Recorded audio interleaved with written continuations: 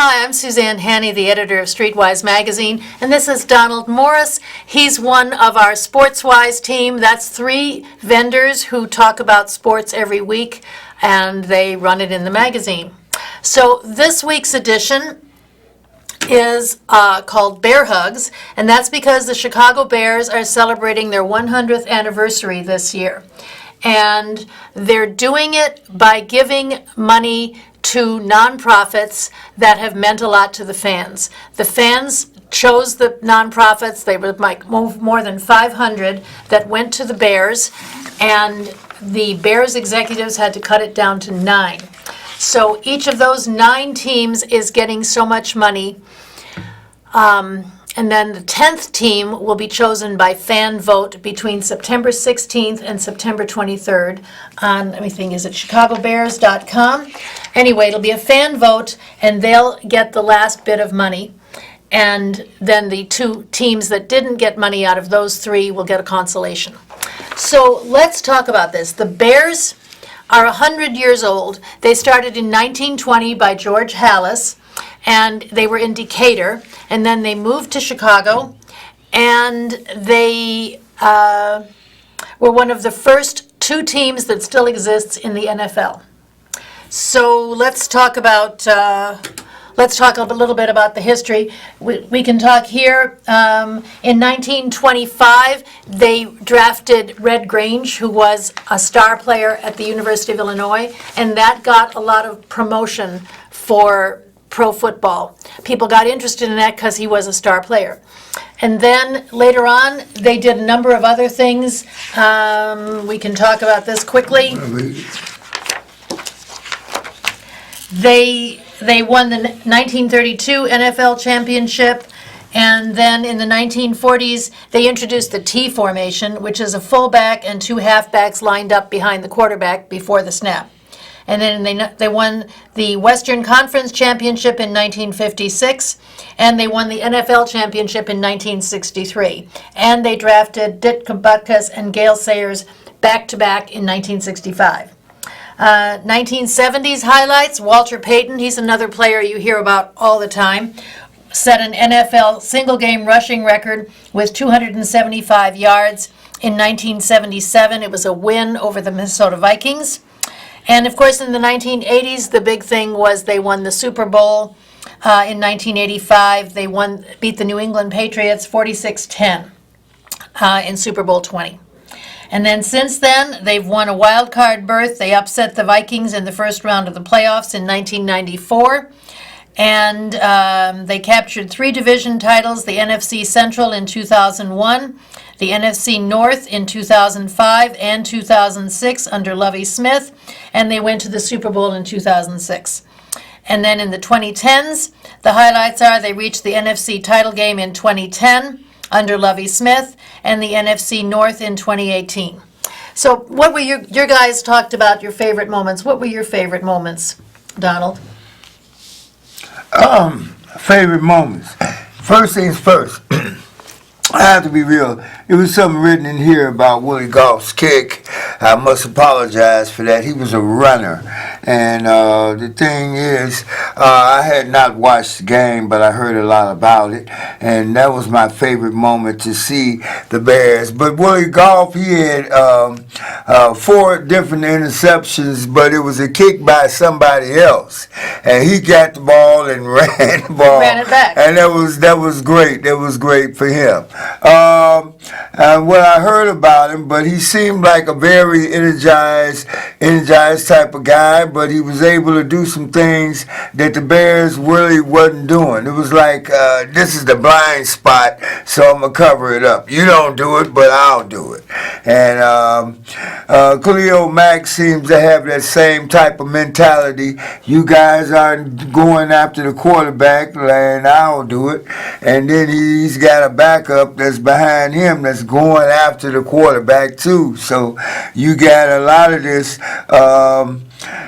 do as I do, don't do as I say, just do as you see me do. And it's all reaction and it's all action. So this is what turns me on about the Bears. They're a team of action, and hopefully they can keep on with this action, and this action will translate into wins. So you're instead of saying all that they these jump losses. in, if something needs to be done, somebody jumps in and takes that spot and gets it done? All the time. Does you see that more starting out this year, or you've seen it in years past? Well, I've seen it in years past, all the way from the 70s, because basically, I'll be honest with you, I wasn't watching them in 1920. I wasn't watching You weren't the alive in 30s. 1920. No, I wasn't. I was nowhere around. I probably did see a game, but it was at somebody's sports special by CNN, different sports networks throughout the channels when you're tuning in the channels on cable TV. And I probably did see a couple of them, a half an hour here and a half an hour there. I seen Dick Buckus ramp up a couple of guys and whatnot. But and what I mean by ramp up, he really messed them up. I mean, he hit them hard.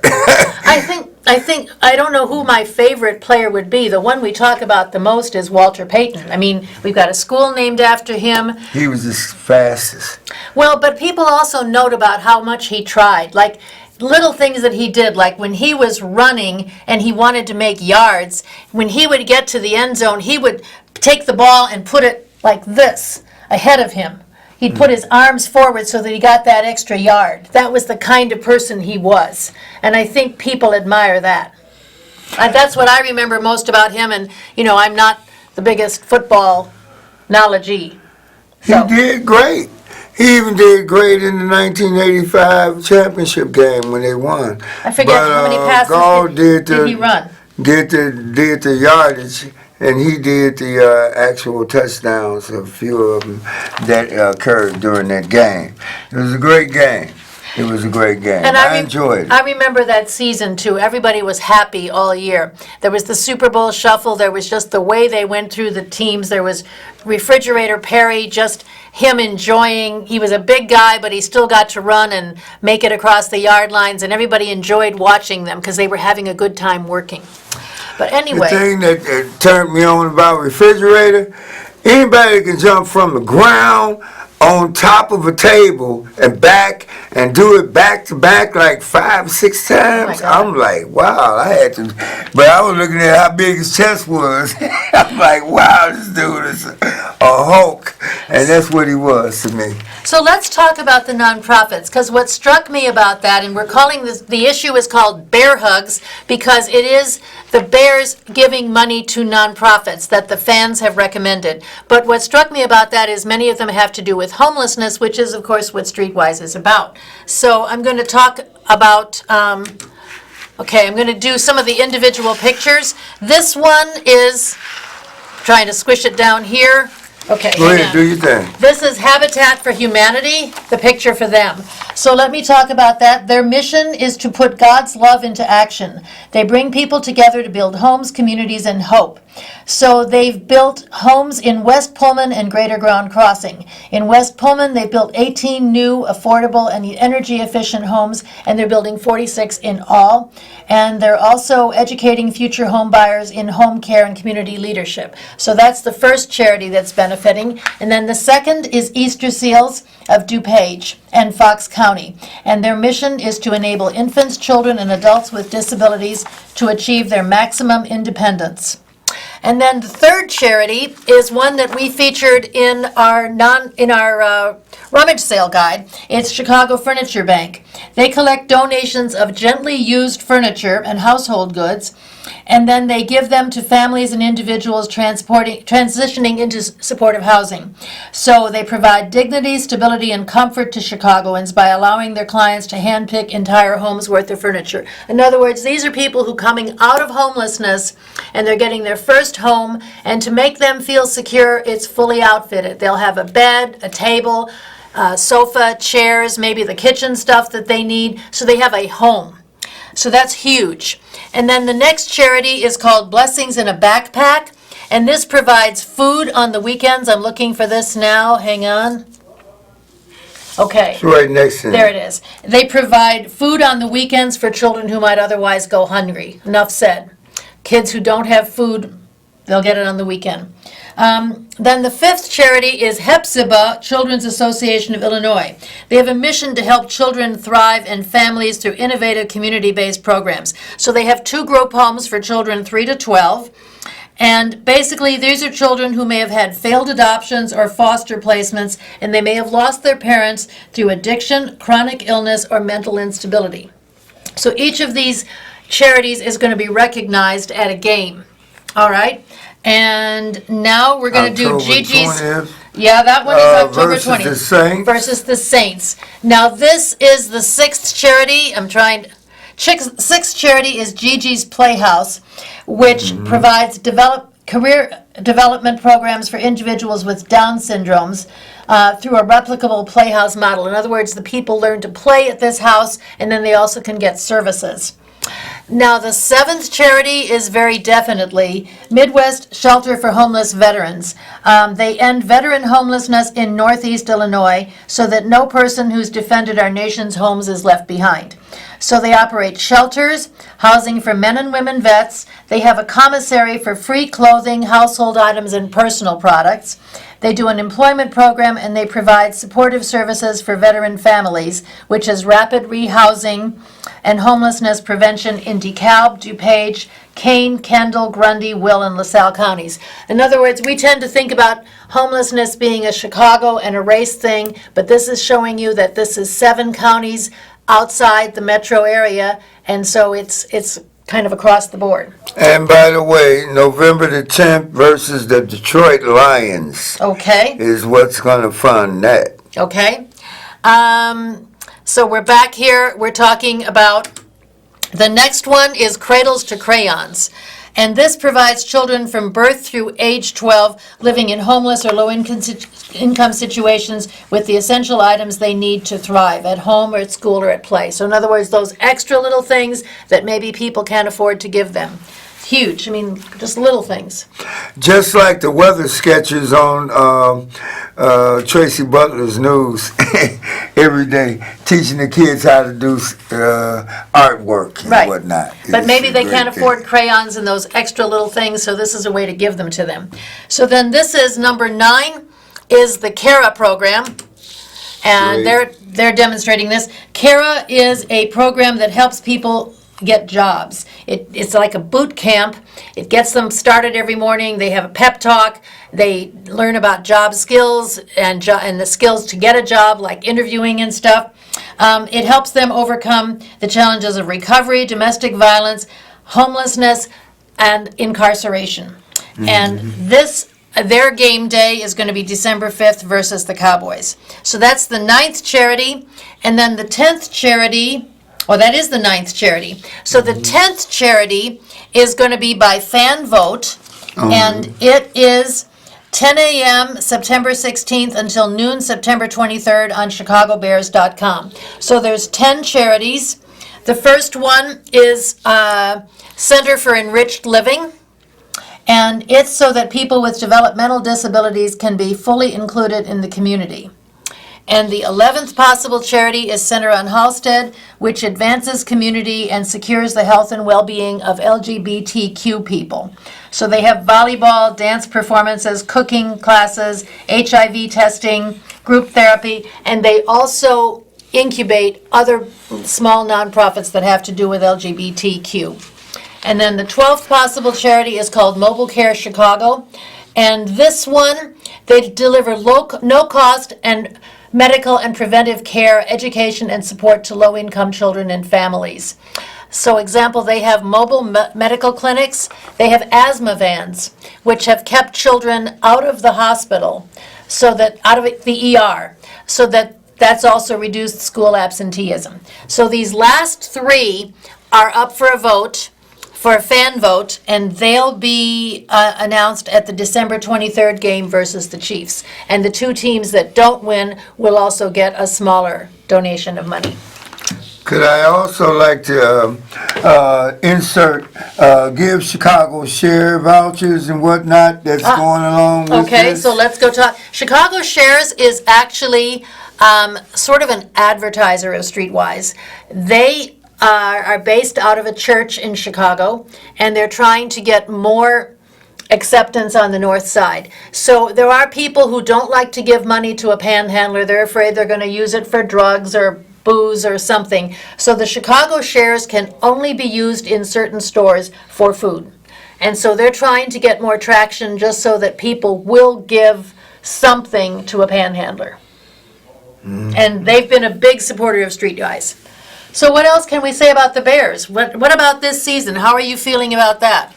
I feel that they're sharing games with people and they want the people to see these wins, because each one of these wins, they're going to count into dollar bills for a lot of charities. And let's hope for things to work out and to constantly work out this whole season. So how was their first game? They've played some exhibition games. We aren't really into the first season. That's coming up. The first game is this Thursday, right? Thursday. So how's the exhibition been looking to you? Well, it's looking like they're getting stronger and stronger, getting ready for the season. But the bottom line is, any secret weapons out there, they're not revealing right now. So how is Trubisky We don't know doing? how they're going to do. The quarterback. Trubisky is really just slow going until he gets all heated up, and the season is going to be full throttle. He's going to go What all says that out. to you? What did you do? What I think he's going to do, I think he's going to run a little bit. He's going to throw some, but he's going to run a lot more than You've he seen him throws. running in the exhibition games. Sure. Okay. He's going to run. All right. He's going to do both of them. And it's a shame, but he's going to trick people and just run. You think so? Okay. All right. He'll probably do all the scoring, majority of it. So do we have anything else we can say about the Bears? We got The it. Bears We got it. is keep on practicing, keep on winning, and keep gaming real good so that the other teams can hurt. All right. So we're It's looking time forward to to the a other great teams. centennial season for the Bears. So let's talk about some of our other news. We do cover other things besides our cover story. Should we talk about the balance? We can talk a bit about the Bring Chicago Home Ordinance. This is a huge deal. This is an ordinance that was proposed under Mayor Emanuel. He didn't like it because he said it would put more pressure on the homeowner, and he was trying to make homeowners pay less money. So the point of the Bring Chicago Home Ordinance, it would raise the real estate transfer tax. So this would only be a tax on the sale of property, and it would be property sold for more than $1 million. And the revenue from this was going to go to reduce homelessness. The ordinance, as it was proposed, would be cash assistance or rental subsidies to prevent individuals from becoming homeless. It could be permanent rental subsidies for homeless people. It could be operating support for supportive housing or single-room occupancy hotels, and it could be supportive services and workforce development. And then the remainder would be allocated towards expanding affordable housing for households, say a household of 4 earning less than $50,000. So this was something that Lori Lightfoot said she favored, and then all of a sudden in mid-August, her Department of Housing Commissioner told the Sun-Times that she actually favored putting this money towards the city deficit. The deficit is because we have not paid into the pension funds of some of the city workers, and that bill is coming due. These people are retiring and they need their money. And you cannot welch on this debt.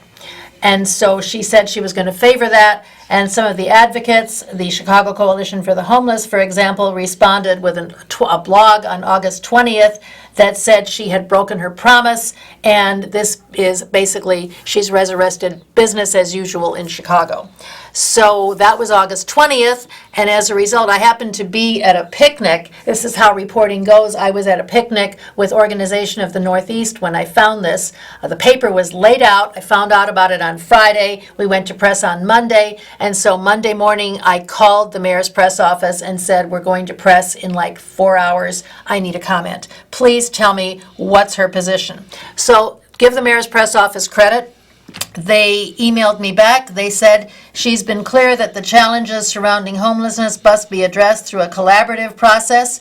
Our administration remains engaged with the broader advocacy community, and we share their vision of addressing homelessness through a comprehensive strategy that will create stronger services and expand housing options. So then she said that this real estate transfer tax that's going to be in the ordinance isn't going to have money until at least 2021, and in the meantime, the city's working other resources to address homelessness.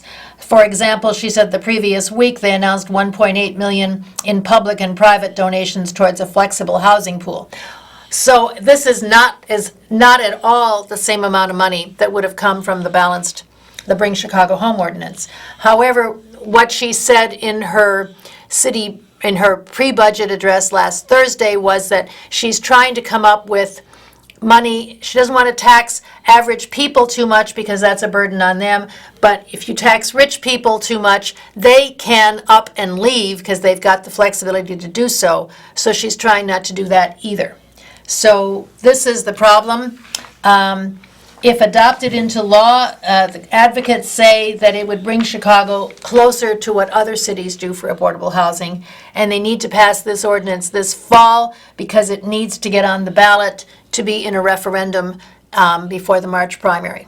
So there's where we are with that. Then we also had a little story in here about a survey that the mayor put out.